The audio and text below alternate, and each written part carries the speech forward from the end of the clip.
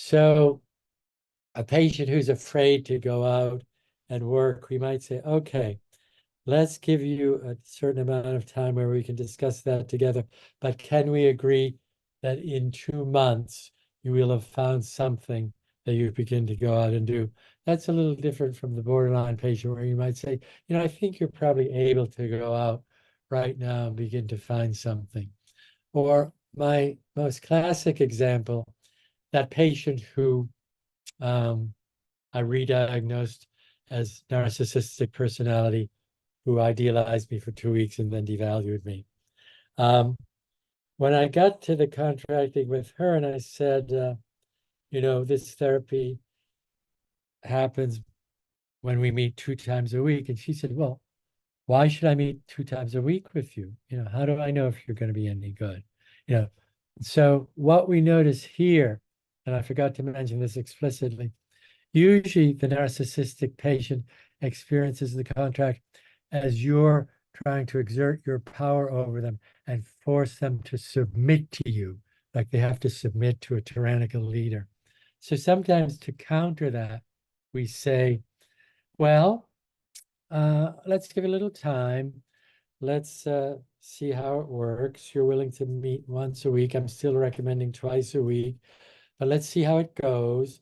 And with this particular patient, we would meet on Tuesdays. And then I'd say, I think it would be better if we met a second time this week. So we'd find a second time. Then we'd meet, say, on Thursday, and then we'd meet the next Tuesday. And I'd say, there's a lot going on here. I think we should meet another time this week. So after a month where we would set up in a de facto way 2 times a week, I said, we've been meeting twice a week for the past month, but not in a sense of I've won out over you. Said, we've been meeting twice a week, but we always spend a little time at the end of each session scheduling the next meeting. Maybe it would be easier for us if we just scheduled 2 regular sessions.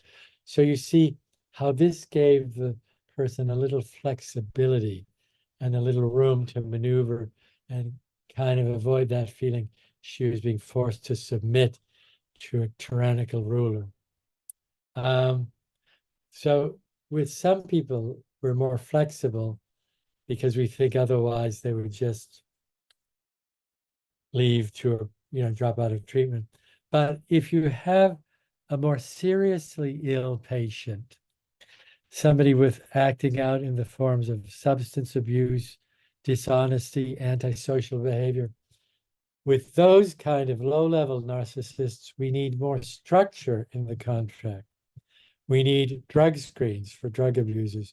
We need communication with third parties for patients who are not honest.